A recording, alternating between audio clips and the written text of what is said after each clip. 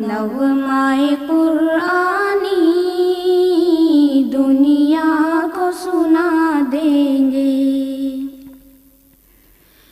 हो जाएंगे सब में ख़्वार इस बादए कुरान के, हो जाएंगे सब में ख़्वार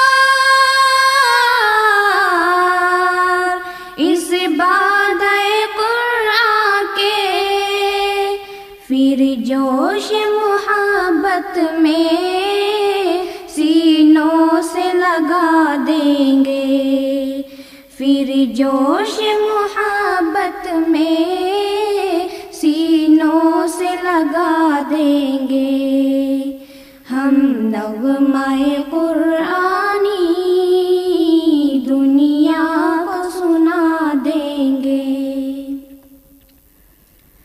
ये शम्अ हिदायत है, ये नूर हिदायत है, ये शम्अ हिदायत है, ये नूर हिदायत है, हर तालिब कुरान को परवाना बना देंगे, हर तालिब कुरान। C'est 1 milliard, un peu plus d'1,5 milliard, les chrétiens c'est 2 milliards ou 2 milliards et demi, mais même chrétiens et musulmans, ça fait peut-être la moitié de l'humanité. Donc ça veut dire que beaucoup de gens ne connaissent pas l'islam ni le christianisme. Et puis si on prend depuis le début de l'humanité, si vous voulez, l'islam ça existe depuis 1400 ans, le christianisme depuis 2000 ans, l'humanité elle existe depuis des centaines de milliers d'années. Et donc Dieu n'a pas attendu, d'ailleurs dans toutes nos traditions on le dit, depuis le début de la création, il a créé Adam, et Adam, Ève, c'est des prophètes, il a parlé à tous les hommes. Et donc nous, ça veut dire qu'on doit se parler parce que on sait que tous les hommes y reçoivent, parce que Dieu les a créés, ils sont l'objet d'une bénédiction de Dieu, d'une baraka de Dieu. Et donc il ne faut pas passer à côté de ça. Voilà, c'est une chance. Vous savez, je ne sais pas si ça vous est arrivé, je ne sais pas si parmi vous il y a des familles qui ont plusieurs enfants. Et vous savez, parfois, il y a 3 enfants d'une même famille, ils se ressemblent beaucoup. Ils se ressemblent, d'extérieur, tout le monde vous dit « Oh, mais les 3, ils se ressemblent ». Puis si vous dites aux enfants « Vous vous ressemblez beaucoup », ils disent « Ah non, non, moi je ne ressemble pas à mon frère, à ma sœur ». Parce que pourquoi ? Parce que quand on est dans la famille, on voit que les différences. C'est normal. Moi, avec mon frère ou ma sœur, je vois d'abord les différences. Mais je ne vois pas que je lui ressemble, parce que je vis dedans. Mais d'extérieur, c'est clair qu'on se ressemble. Et bien moi, je crois que Dieu qui nous a créés, il nous a créés d'une même famille, et on se ressemble tous. Et alors, si on ne regarde que les différences, on va passer à côté de ce que Dieu attend de nous. Voilà. Donc ça, c'est très important. Vous voyez ? Alors, est-ce qu'on peut regarder les autres avec un vrai respect, sachant qu'on est différent? Le but du dialogue interreligieux, c'est pas qu'on croit tous la même chose, parce que bon, on a différentes religions, et je crois que c'est aussi une richesse. Tout n'est pas une richesse, il y a des choses sur lesquelles on doit progresser ensemble, mais vous voyez, la tentation, parfois, c'est de dire, bon, moi, ma religion, c'est la vérité, et donc les autres, ils n'ont pas complètement tort, mais ils sont comme moi, sauf qu'il leur manque ça, ça, ça et ça. Alors, par exemple, on peut dire, un musulman, par exemple, peut dire, ben, un chrétien, c'est comme nous, sauf qu'ils se sont arrêtés à Jésus, et puis ils ne reconnaissent pas que Mohammed est l'envoyé de Dieu, ils ne reconnaissent pas les imams, etc.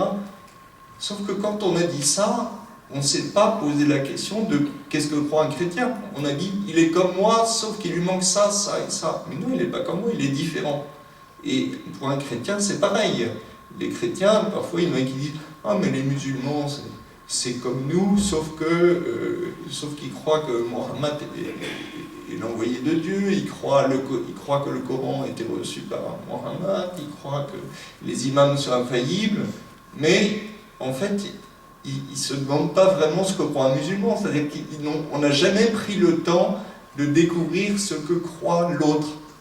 Vous voyez ? Et ce qui est important, c'est par exemple, ça fait 3 fois que je vais en Iran chez Saïd, que je participe au culte, à la mosquée, chez lui, aux prières, et à force, eh bien, je me dis, je commence à comprendre ce que ça veut dire pour lui quand il lit le Coran, quand il prie, qu'est-ce que ça change dans sa vie. Vous voyez ? Et c'est ça qui est important.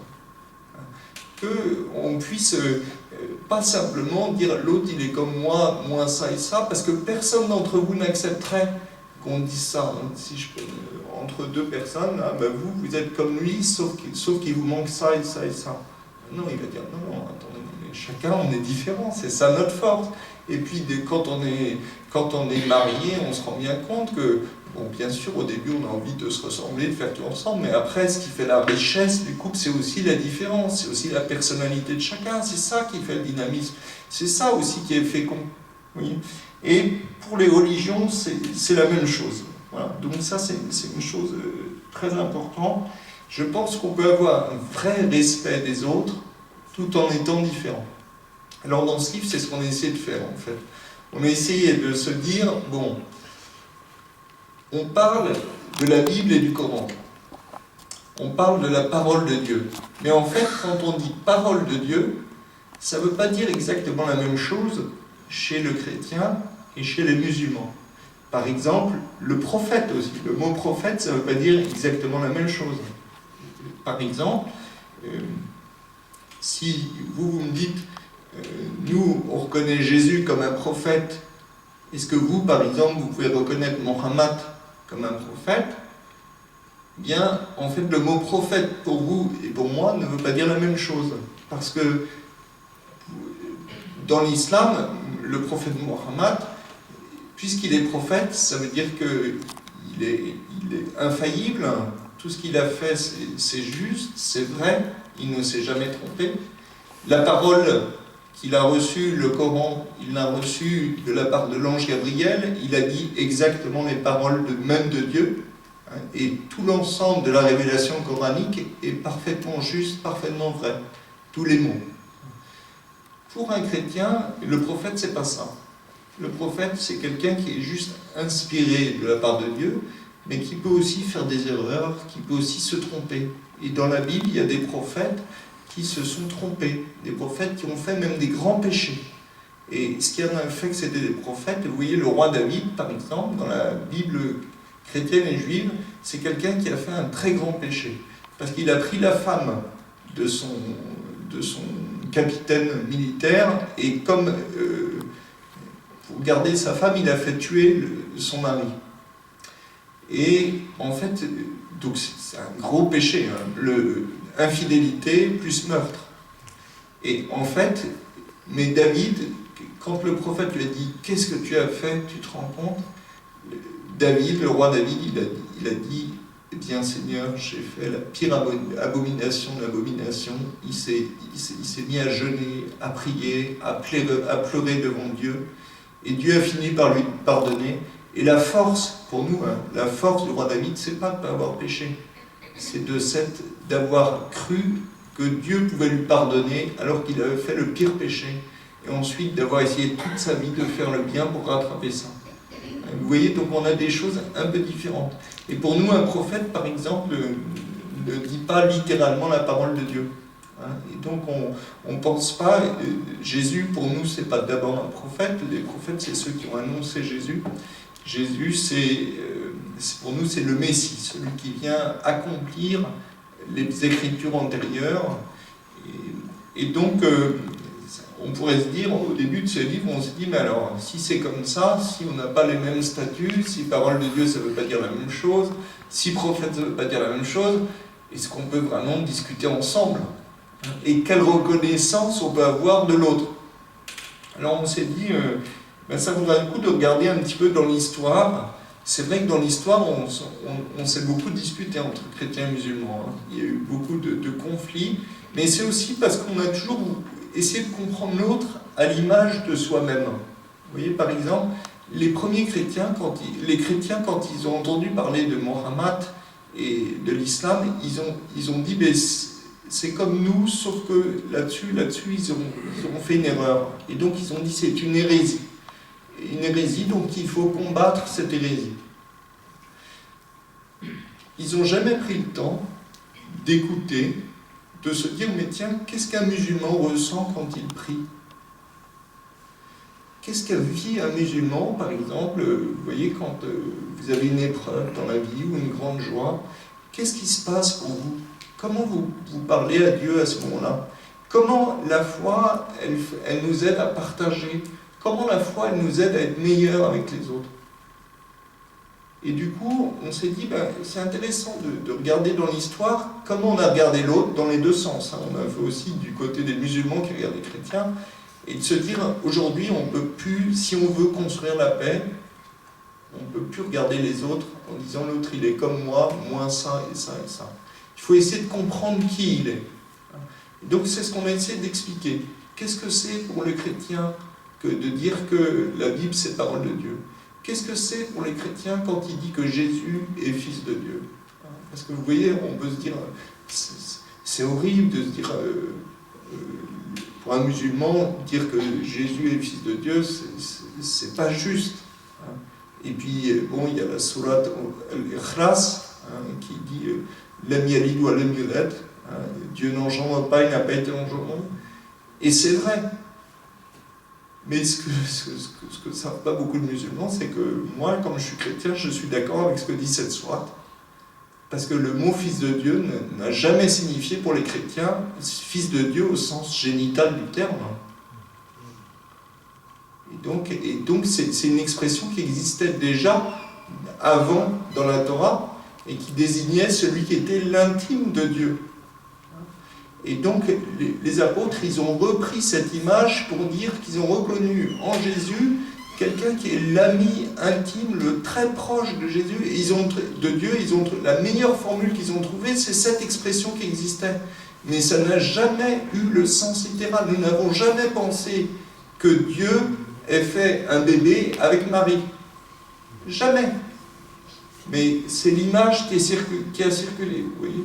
Et donc c'est là que c'est important de discuter. Et alors quand on discute, on s'éclaircit, après on dit, bon, alors c'est vrai, on peut continuer à se disputer indéfiniment en accusant les autres d'être koufars, ou en disant, dans le chrétien, il y a eu la falsification, le tahrif, ou nous, de notre côté, on dit la même chose des musulmans aussi.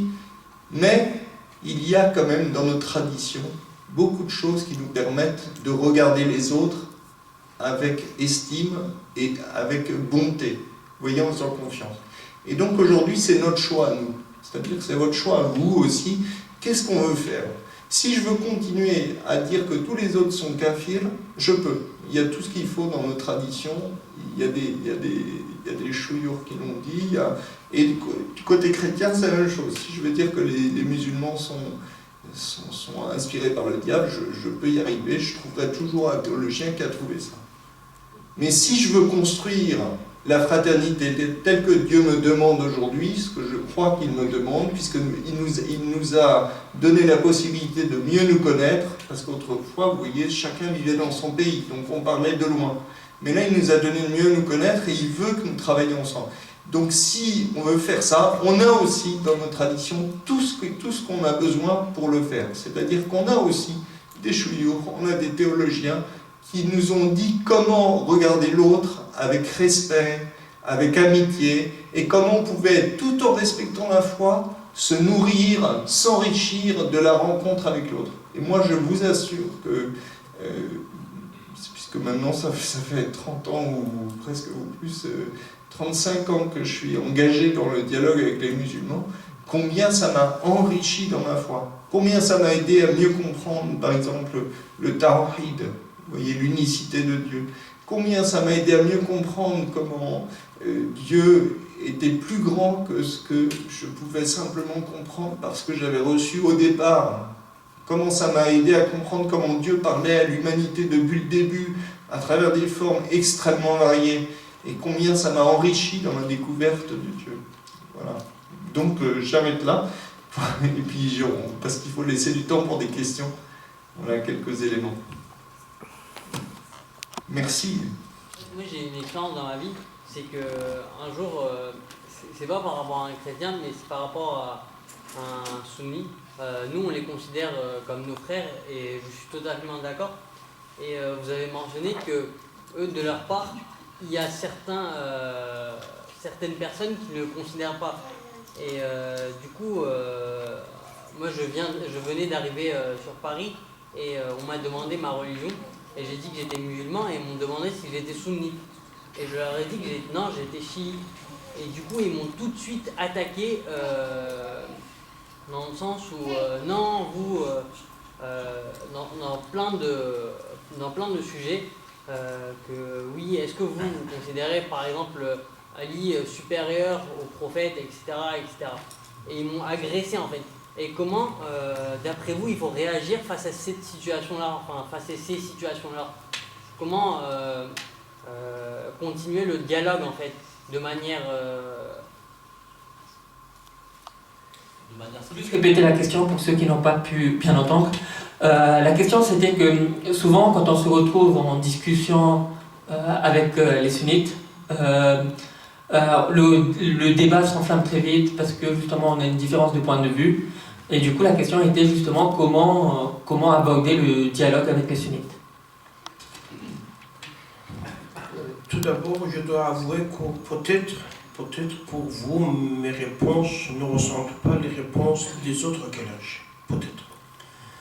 Mais heureusement, maintenant, les courants religieux dans le chiisme, c'est plus ouvert que l'autre fois.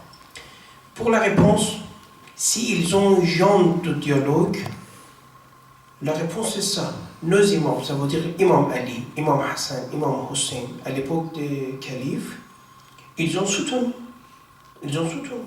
Imam Hassan et Imam Hussein, ils font partie dans les armées du deuxième calife. C'est l'histoire, on ne peut pas réfuter l'histoire, ça existait. L'Imam Ali aussi. Quand ils ont besoin de l'aide, ils les aident. Donc ça, c'est ça.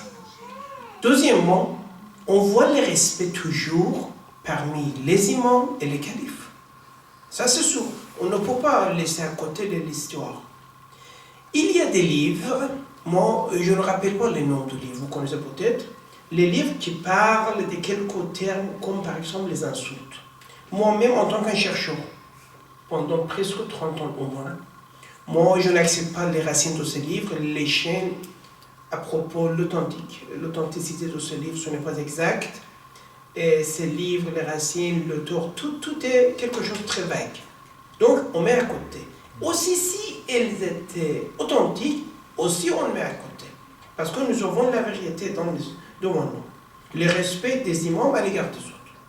Donc, pour les gens qui sont longs de dialogue, on dit nous avons plusieurs choses communes. La prière, le pèlerinage, tous, le prophète. Et à propos de l'histoire, quelques conflits, quelques divergences, nous pensons l'autre côté, vous pensez à l'autre côté. Mais sur les origines, nous sommes les mêmes. Nous sommes les frères. Avec ce dialogue, on peut partager. Et si par exemple vous avez des voisins, ils ont les cérémonies, vous partagez, vous participez, ils participent aussi. Moi j'ai des amis, moi j'ai deux sortes d'attestations. Moi j'ai des attestations pour les clergés, comme par exemple l'Ishtihad, désolé moi chiite, aussi j'ai attestation des grands muftis de sunnites.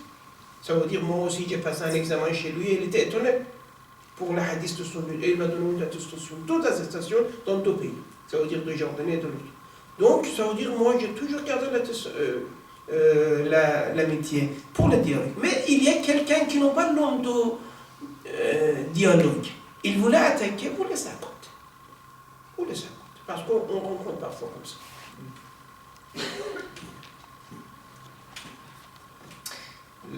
Ce que je voudrais dire, c'est que, en fait, pour dialoguer, il faut être soi-même assez sûr de sa propre foi. Et plus on est serein dans sa foi, plus on a la capacité d'entrer en dialogue avec l'autre.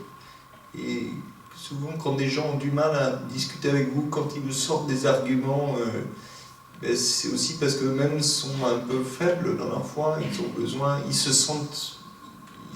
ils veulent absolument que l'autre pense comme eux, quoi.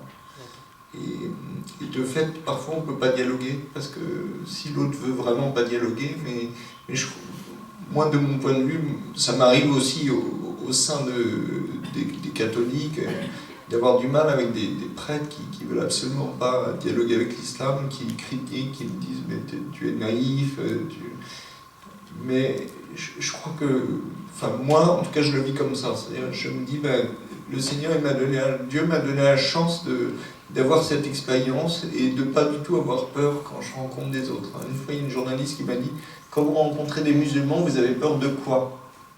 C'est pour vous dire, parce que vous voyez dans les médias, à chaque fois qu'on parle de l'islam, c'est les bombes, tout ça. Je lui ai dit, j'ai pas peur. Alors elle m'a dit, elle ne savait pas quelle question me poser, du coup elle était toute perdue, elle espérait que je lui dise j'avais peur. Mais une fois qu'on n'a pas peur, je pense que c'est bien d'être très patient, de dire, mais écoute, si tu veux pas dialoguer, tant pis, mais moi je pense que Dieu nous y invite. Voilà. Mais parfois, malheureusement, enfin mon expérience, c'est que parfois, il y a des gens qui ne sont pas prêts à ça. Voilà. Je crois que ça ne sert à rien de donner des arguments sans arrêt, parce que ça fait des polémiques, ça fait 14 siècles qu'on en fait. C'est les mêmes sur Internet depuis le début, entre sunnites et chiites, entre chrétiens et musulmans, on trouve toutes les réponses. Mais comme m'a dit un ami musulman, il m'a dit, moi j'adorais faire des polémiques sur Internet, contre les chrétiens, puis un jour j'ai rencontré un chrétien, je me suis aperçu que tout ce que j'avais écrit, ça ne collait pas, parce que je suis devenu son ami. Voilà. La question c'est que dans le christianisme on nous dit que le vin c'est le sang du Seigneur et le pain la chair. Comment peut-on expliquer cela en islam mais aussi dans le christianisme? Moi je réponds à ma côté, après moi je laisse. D'abord, nous avons des expressions mystiques et ésotériques dans chaque religion. Ça compte. Ça veut dire quand on parle de vin, par exemple dans les poésies de Hafez, dans les poésies de Saadi, dans les grands poètes, vous connaissez très grands poètes, qu'on utilise pour montrer l'amour vers Dieu, vers les personnages saints, en utilisant le terme vin. Donc ça, c'est quelques expressions mystiques dans certaines religions. Deuxième chose, l'interdiction de vin dans quelques religions, dans certaines religions, n'existait pas. L'interdiction de quelque chose vient dans l'islam. Donc on ne peut pas juger qu'autrefois il fait des bêtises, il fait des péchés. Non. Dans certaines religions, il n'y avait pas des interdictions. C'est fait partie de la culture. Donc on ne peut pas dire pourquoi ils boivent ça ou non, c'était dans leur culture. Pour nous, il y a une interdiction, une permission. On doit obéir nos règles. Et selon notre foi, on ne peut pas juger contre les autres. C'est notre règle. Par exemple, si un chrétien vient chez moi, je n'ai pas la possibilité, mais il a sa culture, sa méthode, je dois respecter. Donc quand je suis invité chez un chrétien, il me partage les repas pour moi, les miennes, et pour l'autre, il peut boire tout ce qu'il veut. Ça veut dire que c'est sa culture. Et ce n'est pas un insulte vers moi, non, c'est sa culture. Dans cette religion, c'est comme ça. Ça veut dire les mouftis et les marias dans le christianisme, ils donnent fatwa pour autorisation, pour permission, parce que ça vient de leur culture. Dans le judaïsme, c'est la même chose. Dans le bouddhisme, c'est la même chose. Donc quand on parle de vin, d'abord, à propos de tout ce que vous avez dit, c'est, pour moi, une expression mystique, ésotérique, de montrer quelque apparition. Deuxièmement, le vin et l'interdiction ne viennent pas dans le christianisme. C'est pour nous, c'est nos règles. नग़्माए कुरानी दुनिया को सुना देंगे,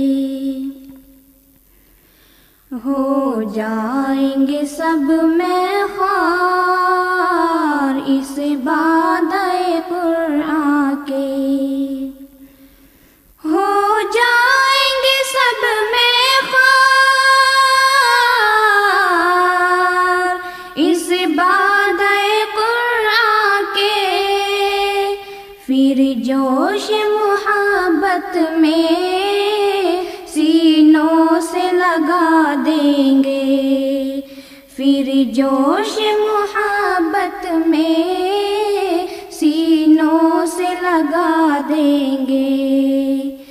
ہم نغمۂ قرآنی دنیا کو سنا دیں گے.